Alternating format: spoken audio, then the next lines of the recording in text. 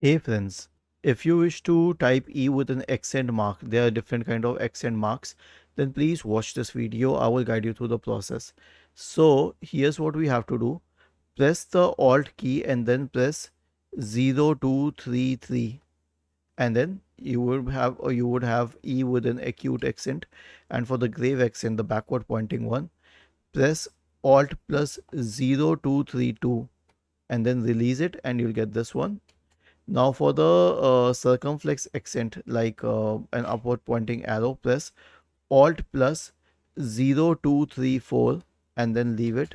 And lastly, with the one with the semicolon on the top, press Alt plus 0235 and then leave it. So this is how you can do it. Was this helpful? If yes, then please subscribe to the channel. If not, then let us know in the comment section of the video on how we could help you further. Thank you for watching this video and have a nice day.